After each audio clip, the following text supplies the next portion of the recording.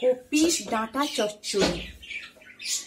কপির ডাঁটা চচ্চড়ি। প্রথমে তেল গরম করে তেলের মধ্যে 5 ফোড়ন দিয়ে দিলাম।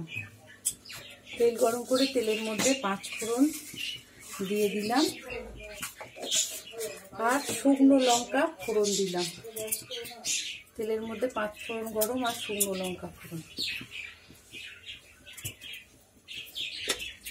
আর শুকনো লঙ্কা ফোড়ন দিচ্ছি। তেলটা গরম হয়ে যাওয়ার পর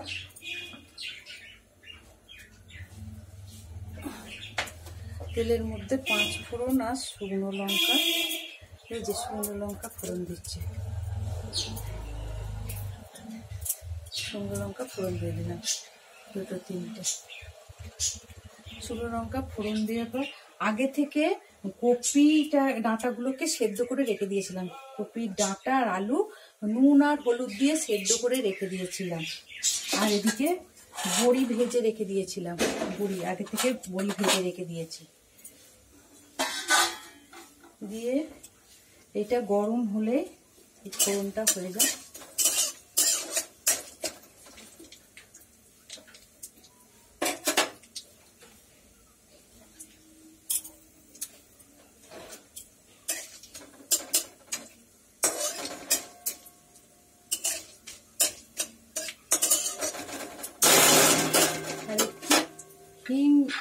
হিং ফোড়ন দিচ্ছি, হিং দিচ্ছি বন্ধুরা।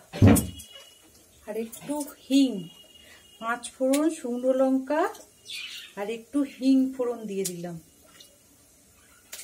একটু হিং ফোড়ন দিয়ে এবার এই কপির ডাঁটাগুলোকে দিয়ে দেবো।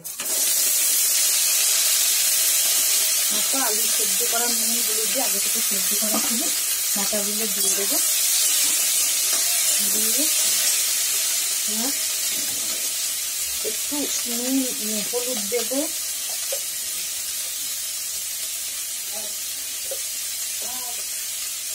একটু হলুদ একটু হলুদ দিলাম, একটু হলুদ দিলাম, একটু মিষ্টি দিলাম,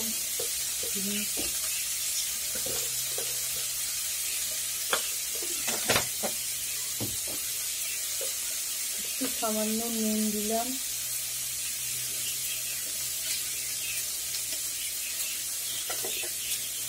একটু নাড়াচাড়া করে আর টমেটো কুচি একটু দিয়ে দিলাম। কপির ডাঁটা চচ্চড়ি, কপির ডাঁটা চচ্চড়ি একটু নাড়াচাড়া করে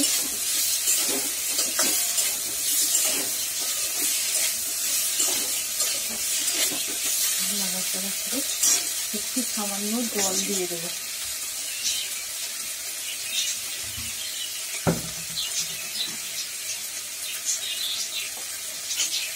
একটু সামান্য জল দিয়ে দেবো। বড়িগুলো দিয়ে দেবো।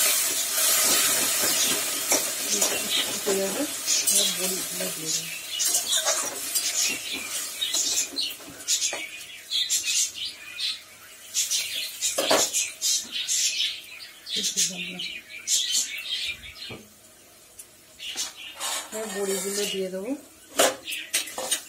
বড়িগুলো দিয়ে দিলাম, দিয়ে একটু ঢাকা দিয়ে দিলাম। একটু 7-8 মিনিট মতন ফুটবে, হালকা একটু আঁচটা করে দিয়ে তারপর নামিয়ে নেবো। বন্ধুরা, তোমরা কমেন্ট করে আমাকে জানাও যে তোমরা কপির ডাঁটা চচ্চড়ি কে কে খেতে ভালোবাসো।